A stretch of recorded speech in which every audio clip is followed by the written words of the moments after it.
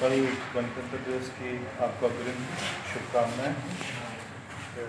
आप सभी जानते हो कि ये आंदोलन जो हमारा 6 जनवरी से जारी है, जयपुर में हमने शुरू किया था। जयपुर में शहीद स्मारक पर खड़े होकर हमने सरकार से सवाल किया था कि जो राजस्थान की प्रतिभा है, राजस्थान के बच्चे हैं जो मेहनत करते हैं, माँ बाप उनके बच्चों के बचपन से सपने देखते हैं कि पढ़ा लिखा के बच्चे को नौकरी लगाएंगे, उसकी ज़िंदगी संवरेगी, परिवार की जो हालत है वो सुधरेगी। तो ये पैसे जो लाखों रुपए उसके ऊपर खर्च करते हैं, इतना समय जो है बर्बाद करते हैं, फिर पता चलता है कि कोई बत्तीलाल भजनलाल जैसा प्रिंटर लगा के एग्ज़ाम से पहले पेपर बांट देता है। तो मेरा एक तो प्रश्न आपके माध्यम से ये है, आप भी पूछिए, राजस्थान के मुख्यमंत्री से पूछिए प्रश्न कि परिभाषा, पेपर आउट की परिभाषा क्या होती है, किसको पेपर आउट बोलते हैं। प्रिंटर लगा के और जो एग्ज़ाम में पेपर आने वाले हैं वो सबके पास पहुंच जाए फिर भी पेपर आउट नहीं है। एक दिन पहले व्हाट्सएप पे हज़ारों लोगों के पास में पेपर पहुंच जाए, उसकी की पहुंच जाए, आंसर की पहुंच जाए, तब भी पेपर आउट नहीं है।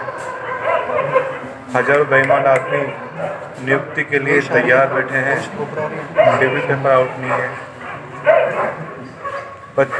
कई लोग ओमर सीट खाली छोड़ के आते हैं बैकडोर से, अपने लिंक से पैसे दे के ओमर सीट भरवा के 150 में से 145 नंबर ला रहे हैं, तब भी पेपर आउट नहीं है।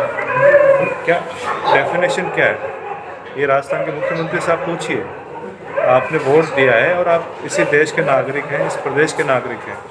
अपने आप को कम बिल्कुल मत समझिए, ये आपका अधिकार है, इस अधिकार को आप इस्तेमाल कीजिए।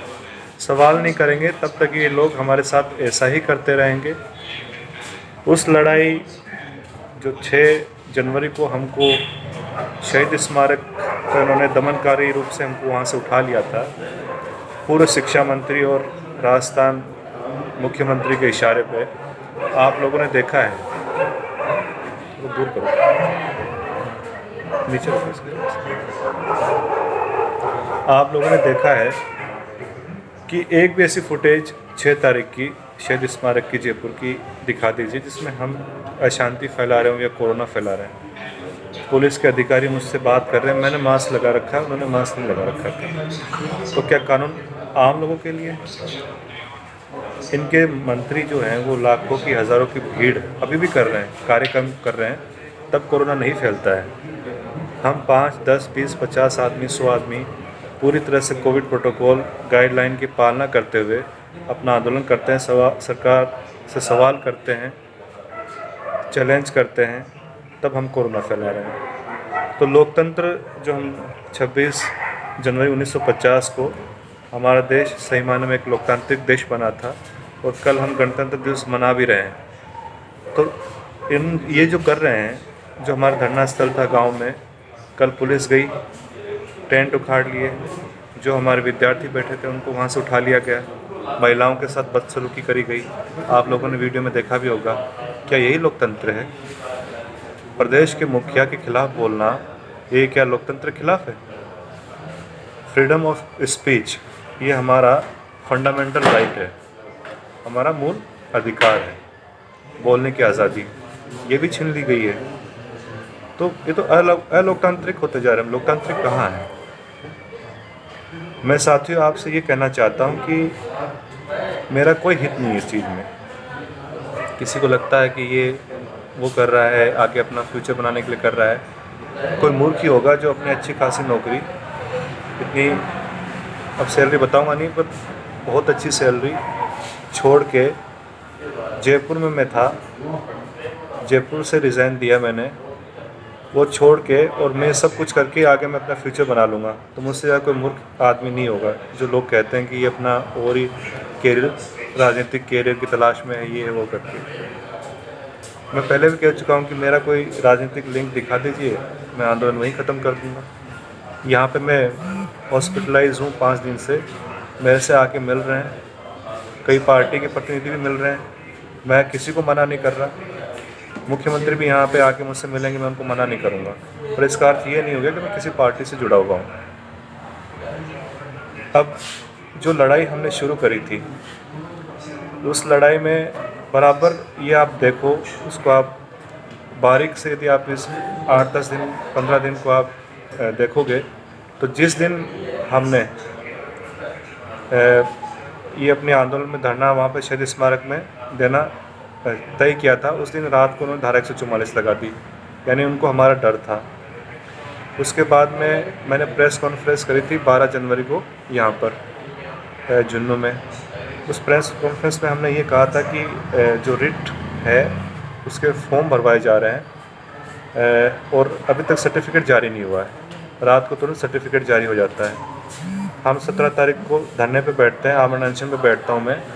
2-3 दिन बाद में जो ये बोलते हैं मुख्य आरोपी मास्टरमाइंड भजनलाल है, उसको पकड़ लेते हैं। मैं उसको मास्टरमाइंड नहीं मानता हूँ। मास्टरमाइंड तो उसके ऊपर कई लोग हैं, वो तो एक नदी है, नदी भी नहीं है, नाला है। ये सब मोहरे हैं, ये नाले हैं। नाले का पानी कहाँ जाके मिलता है? नदी में। नदी कौन है? जो शिक्षा मंत्री हैं, जो हमारे पूर्व शिक्षा मंत्री, वो नदी हैं। उनके साथ में जो चेयरमैन बैठे हैं राजस्थान माध्यमिक शिक्षा बोर्ड के, वो नदी हैं। जो इसमें ब्यूरोक्रेट्स हैं, इन्वॉल्व हैं, वो नदी हैं। ये नदी आगे जाके कहाँ मिलेगी? सागर में मिलेगी। कौन सागर है? महासागर भी है। तो ये सीबीआई इंक्वायरी इन चीज़ों की नहीं होगी तब तक ये लोग नहीं फंसेंगे। आप बहकाव में मत आओ। ये भजनलाल, ये छोटे मोटे लोगों को पकड़ के और आपको बेवकूफ़ बना रहे हैं कि हमने पकड़ लिया। भजनलाल को देखने से कहीं लगता है वो मास्टरमाइंड है? तो उस लड़ाई को हम जयपुर से लेके गांव पे इसलिए ले गए थे कि इस हमने नाम भी ये दिया था कि शहर से लेके गांव-गांव, ढाणी-ढाणी तक लड़ाई को ले जाना है। वहाँ भी उन्होंने किस तरीके से हमको जो हमारा आंदोलन है उसको कुचलने की कोशिश करी है।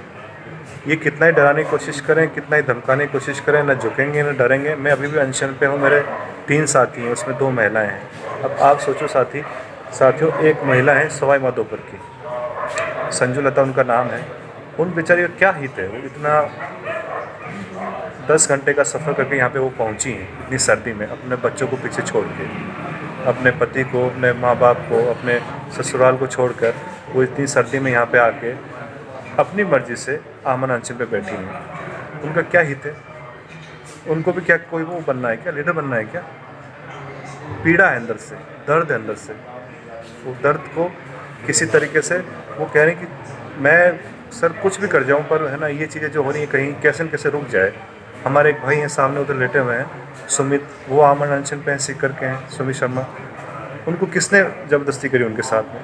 पीड़ा है, एक दर्द है कि ये चीज़ें कब तक चलेंगी? कभी जाके तो रुकनी चाहिए। राजस्थान जो शूरवीरों की भूमि होता था, है भी, जो बलिदान, त्याग और शौर्य की भूमि राजस्थान को कहा जाता था, वो राजस्थान आज नकलिस्तान के नाम से जाना जाता है।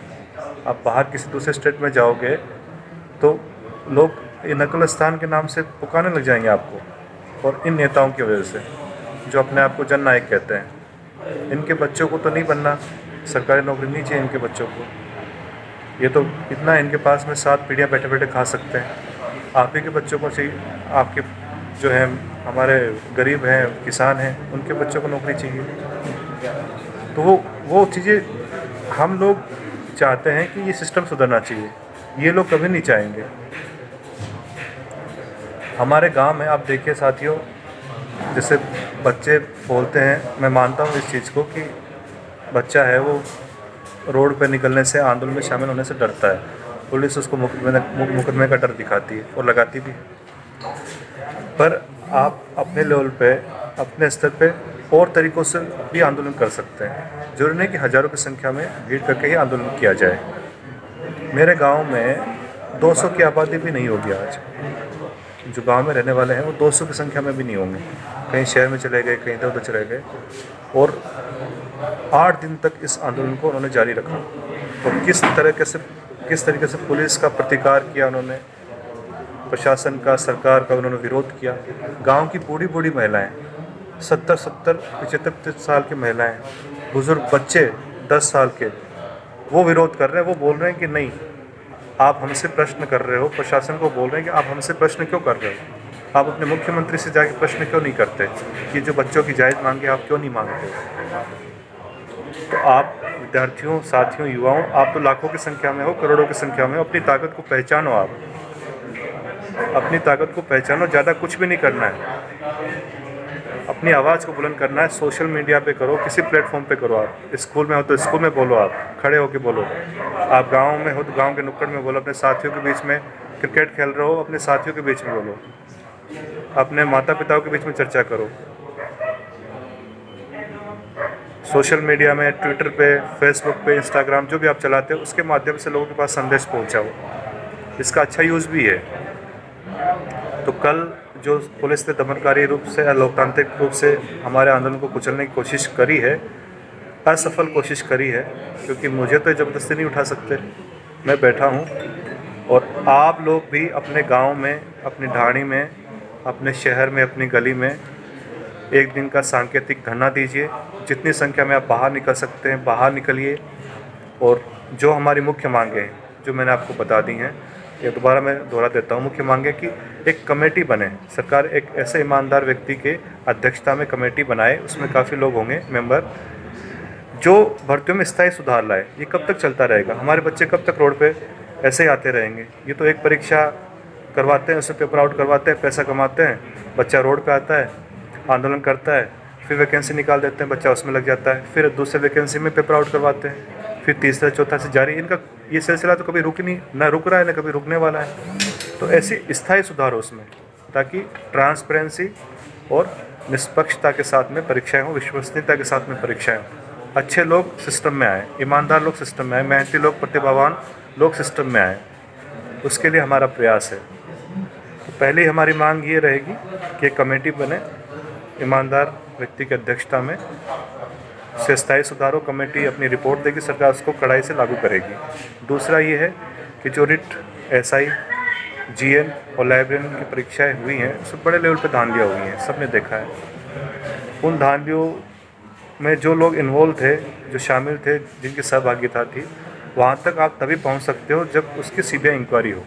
ये अपने ही लोगों से इंक्वायरी करवाते हैं, वो कभी इनको नहीं पकड़ेंगे। वो इन्हीं के इशारों से चलते हैं। कहने को वो कहते हैं कि हम कानून है, ये है, वो है, इनके इशारों पे नाचते हैं। कानून तो ये भी आप 50 आदमी को अनशन से कैसे उठा सकते हो? गाइडलाइन के अनुसार उठा ही नहीं सकते, पर उनके इशारों से उन्होंने कुचल दिया। ये कानून के अनुसार नहीं चल रहे, ये वहाँ जयपुर से गाइड किया जा रहा है इनको, उन्हीं के इशारों पे नाच रहे हैं। तो सीबीआई इंक्वायरी की मांग करते हैं हम। दूसरा, तीसरा है कि जो रिट की परीक्षा हुई थी, उसमें राजस्थान माध्यमिक शिक्षा बोर्ड के चेयरमैन हैं। इतने बड़े लेवल की परीक्षा और इतनी बड़ी धांधलियाँ, घोटाले, शर्म आनी चाहिए। मतलब पूरा राजस्थान के, पूरा देश तक वो बात पहुंची, बच्चे बच्चे तक वो बात पहुंची है, पूरा राजस्थान का नाम उन्होंने बदनाम किया है। उस इंसान को उस कुर्सी पर बैठने का हक ही नहीं है। या तो सिर्फ तुरंत, यदि उसमें थोड़ी बहुत ईमानदारी, इंसानियत है, तो अपनी कुर्सी तुरंत छोड़ देनी चाहिए उसको, या उसको बर्खास्त कर देना चाहिए। बेशर्म की भी एक हद होती है। चौथा हमारा ये है कि जो अभी आगामी विधानसभा सत्र आएगा, उसमें एक ऑर्डिनेंस पास किया जाए, जिसमें जो भी नकल माफिया हैं, नकल गिरोह हैं, चाहे कोई हो, सीएम, चाहे उसमें सीएम हो, चाहे छोटा से छोटा व्यक्ति हो, उसमें यदि इन्वॉल्व है तो 10 साल से ज़्यादा उसकी सज़ा होनी चाहिए। नॉन बेलेबल ऑफेंस होना चाहिए, वो गैर जमानती अपराध की श्रेणी में उसको लाना चाहिए। दूसरा उसमें ये है कि जो भी ये नकल और उसमें शामिल है, उनकी चल अचल संपत्ति तुरंत जब्त कर ली जाए। तीसरा ये है कि जो भी सरकारी संस्थान है, गैर सरकारी संस्थान है, जहाँ पर पेपर होते हैं, वहाँ पे यदि पेपर आउट होते हैं, उनकी मान्यता रद्द कर दो, उनकी संपत्ति को सील कर दो, आप जब्त कर लीजिए। सरकारी गैर सरकारी कर्मचारियों पे सख्त आप है ना, उन पे एक्शन लीजिए। वही उन पे कार्रवाई होनी चाहिए जो नकल माफिया पे होती है। तो ये हमारी मुख्य मांगें रहेंगी। और एक दिन का सांकेतिक धरना आप लोग गाँव में, अपने छोटा गाँव हो चाहे बड़ा गाँव, बड़े लेवल पे आप उसको धरना दीजिए, उसका वीडियो बनाइए, उसका ज्ञापन, जो हमारी मांगें हैं वो मांगे मैं सोशल मीडिया के द्वारा आप तक पहुंचा भी दूंगा, वरना आप, मैंने बता दी हैं, उसको आप टाइप भी करवा सकते हैं। उन मांगों का ज्ञापन बनाइए और मुख्यमंत्री के नाम पर ज्ञापन दीजिए। ज्ञापन कहाँ दे सकते हैं? अपने वीडियो को दे सकते हैं। ग्राम विकास जो अधिकारी होता है उसको दीजिए, ग्राम सेवक को दीजिए, तहसीलदार को दीजिए, एसडीएम को दीजिए, कलेक्टर को दीजिए, उस ज्ञापन को मुख्यमंत्री तक पहुंचाइए ताकि हमारी सबकी आवाज़ इकट्ठी होकर वहां तक पहुंचे। महिलाएं हैं, हमारी बच्चियां हैं, वो बाहर नहीं निकल सकती, कुछ मजबूरियां होती है, तो अपने घर पे बैठें, वीडियो बनाएं, सोशल मीडिया पे वीडियो डालें कि मैं भी इस आंदोलन के समर्थन में धरने पे बैठी हूँ, मैं भी मुख्यमंत्री से सवाल करती हूँ। रैलियाँ निकालिए, गांव में जन जागरण रैली होनी चाहिए, आप लगा रैलियाँ निकालिए, उसके बाद में ज्ञापन दीजिए, उसको मीडिया में प्रिंट मीडिया में दीजिए, इलेक्ट्रॉनिक मीडिया में दीजिए, ताकि लोगों तक बात पहुँचे। अवेयरनेस बहुत ज़रूरी है, जागरूकता के बिना ये आंदोलन आगे नहीं बढ़ेगा। और इस आंदोलन का कोई चेहरा नहीं है, मैं भी चेहरा नहीं हूँ। यदि मुझे प्रमोट किया जा रहा है, मैं उसके पक्ष में नहीं हूँ, मेरी फ़ोटो वोटो मत आगे रखिए।